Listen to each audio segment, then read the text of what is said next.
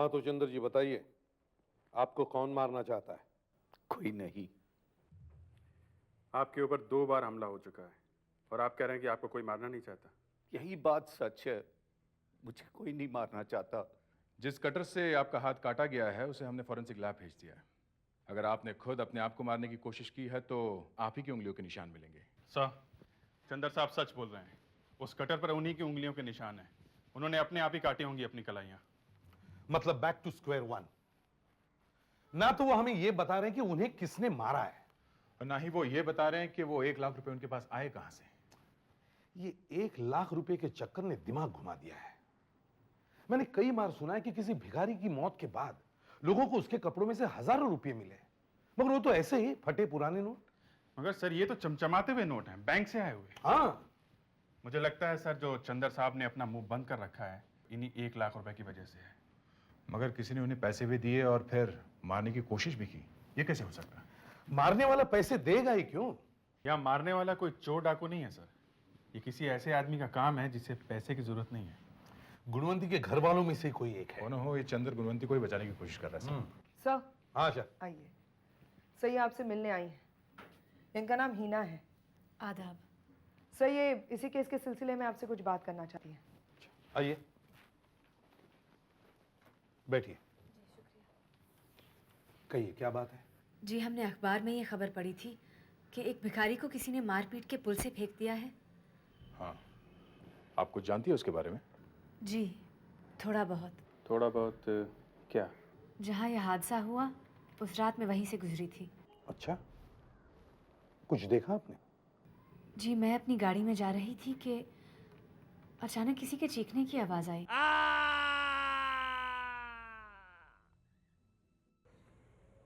सुनिए, अभी किसी के चीखने की आवाज आई थी। यहाँ तो कुछ नहीं हुआ ना? जी नहीं, यहाँ तो हम ही हैं और हम दोनों में से कोई नहीं चीखा। आज जब मैंने अखबार में पढ़ा कि उस जगह से एक अधमरा भिखारी मिला है, मैंने सोचा शायद ये इन्फॉर्मेशन आपके काम आ जाए, इसीलिए मैं यहाँ चली आई। अच्छा ये बताइए, वो जो 2 लड़के गाड़ी के पास खड़े थे, क्या आपने उनके चेहरे देखे? जी हाँ। उन लोगों की तस्वीर बनवा सकती हैं? वो तो मुश्किल होगा, मैंने उनकी शक्लें देखी तो थी। आपको कुछ और याद है, जैसे गाड़ी का नंबर? हाँ, जब मेरी गाड़ी उस गाड़ी के पास आई तो मैंने देखा कि उसका नंबर प्लेट गा से शुरू होता है। गा से? जी वो बात यह है कि जब भी मैं GA से शुरू होता नंबर प्लेट देखती हूँ तो मुझे सारे गामापा याद आ जाता है, इसीलिए मैंने गौर किया। सर GA से तो गोवा का नंबर शुरू होता है।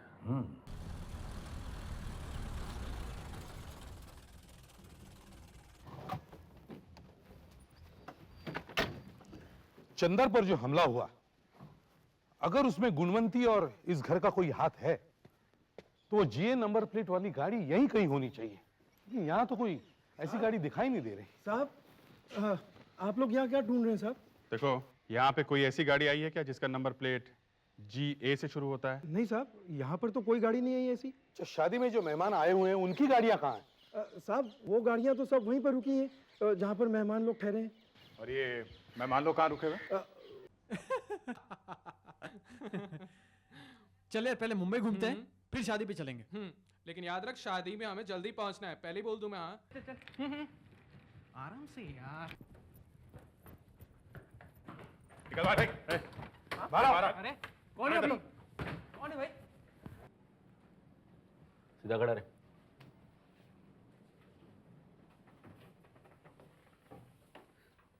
फ्रेडिक्स, इन यहाँ ले आओ, देखने दो इन्हें। देखिए, आप लोग मुझे वहीं छोड़ दीजिए, वही गली में जहाँ मैं पड़ा रहता हूँ।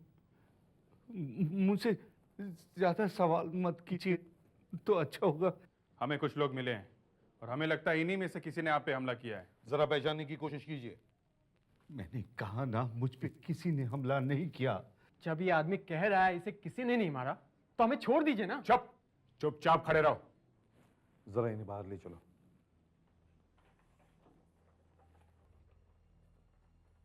हिना जी, हमने कुछ लोग पकड़े हुए हैं, देखिए क्या आप इनमें से पहचान सकेंगी कि वो लोग कौन थे?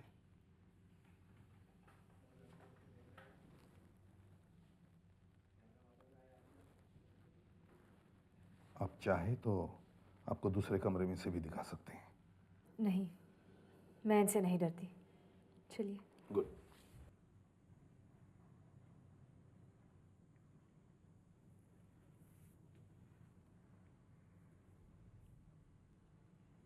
उनमें से ये था। मैं नहीं हूँ सर, ये लड़की झूठ बोली है सर। ए चुपचाप खड़ा रहे। दूसरा ये है। सर ये फंसाने की कोशिश कर रही है sir. Thank you very much, आपने हमारी बहुत बड़ी मदद की। अगर फिर कभी ज़रूरत पड़ी तो ज़रूर याद कीजिएगा। Thank you. चलो तुम लोग निकलो निकलो, पकड़ कर रखो इसे।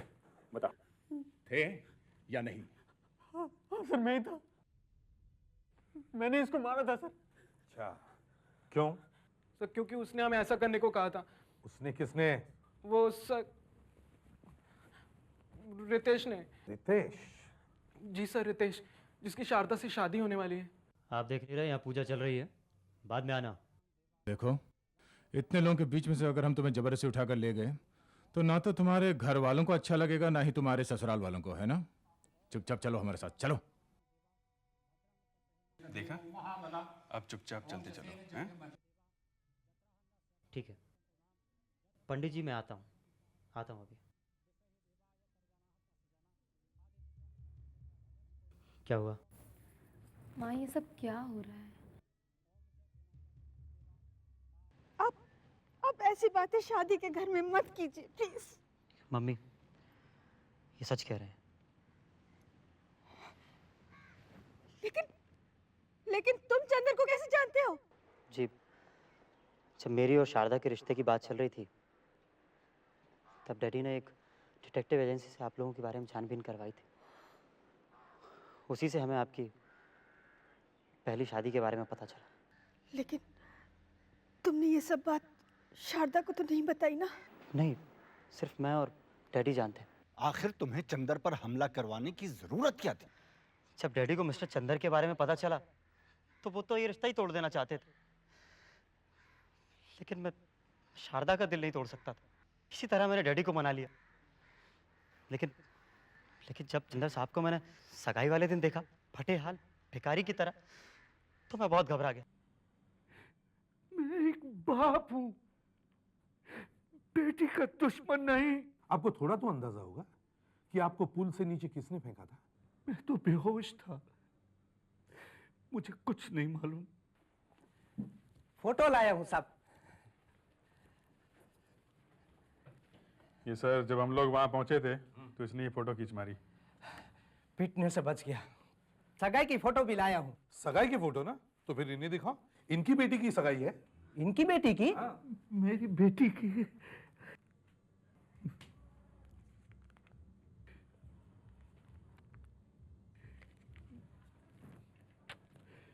कितनी प्यारी लग रही है मेरी बेटी एसीपी साहब। राजमोहन जी तो बहुत जज रहे हैं, यहाँ तो गायब ही है।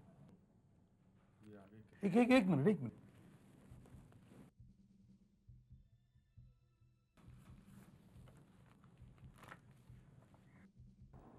इस फोटो में ग्रे कुर्ता और इस फोटो में क्रीम। Grey, cream, grey.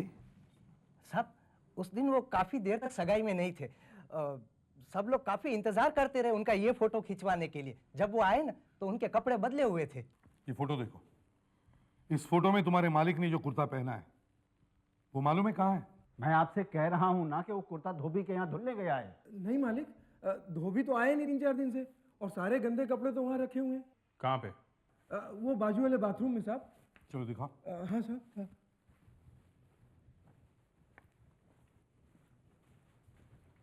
ओम मंगलम भगवान विष्णु मंगल वरदया मंगलम पुंडरीकाक्ष मंगलायस्तनोहरि। ओम माल्लिकादिनी सुगंधिनी माल्यादिजार्तान पूजार्थ पुष्पाणि प्रतिगृहीतां जद्देव शब्दकालम बिर्भं तेन संगता आवधाम।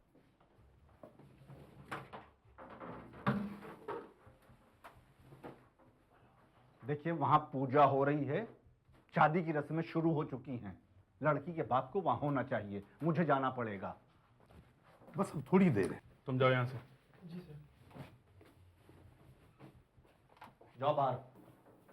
सर, कुर्ता मिल गया। ये धब्बे भी लगे हुए हैं। ये धब्बे सॉफ्ट ड्रिंक्स के नहीं लगते। ये तो खून है सर, सूख चुका है लेकिन है खून ही। हाँ तो राजमोहन जी बताइए, आपके इस कुर्ते पर ये खून किसका है? मुझे नहीं पता। तो फिर किसे पता होगा? हैं? मैं क्या बताऊं? अब झूठ बोलने से कोई फायदा नहीं राजमोहन जी। खून किसका है ये पता लगाना ज्यादा मुश्किल नहीं, 2 मिनट में पता चल जाएगा कि ये खून चंदर जी का है, समझे? बोलो, क्यों मारना चाहते थे चंदर जी को आप? हाँ, मैं मारना चाहता था उस कमीने चंदर को। मैंने ही उसे पुल के नीचे फेंका था। क्या? लेकिन आप चंदर को क्यों मारना चाहते थे? मैं डर गया था। किस बात से? अगर शारदा को चंदर के बारे में पता चल जाता तो फिर इस घर में मेरी क्या जरूरत रह जाती? बेटी को उसका असली बाप मिल जाता तो क्या वो पूछती मुझे लगा कि मैं कहीं का नहीं रहूंगा। घर, परिवार, पैसा सब कुछ चला जाएगा। इसलिए मैंने रितेश के दोस्तों का पीछा किया और मौका मिलते ही चंदर को पुल के नीचे ढकेल दिया। आपने ऐसा सोचा भी कैसे? आपको पता है ना शारदा कितना प्यार करती है आपसे। मैंने तुमसे हमेशा एक बात छुपा के रखी थी गुणवंती। कौन सी बात? हमारी शादी से पहले भी एक बार चंदर घर वापस आया था, मगर मैंने उसे तुमसे मिलने नहीं दिया था। मैंने उससे कह दिया था कि तुम उससे नफरत करती हो। क्या फायदा हुआ? अब तो आपकी रही सही इज्जत भी मिट्टी में मिल जाएगी। राजमोहन जी, आपको गिरफ्तार किया जाता है। अब शारदा का कन्यादान कौन करेगा? भाई, कन्यादान का समय निकला जा रहा है, कम से कम लड़की के पिता को तो बुलवाओ।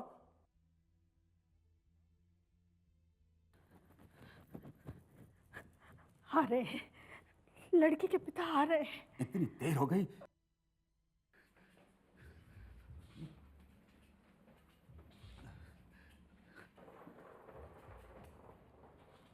गुणवंती,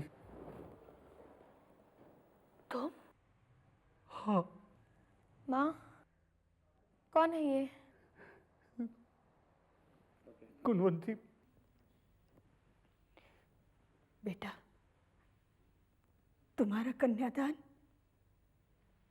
यही करेंगे।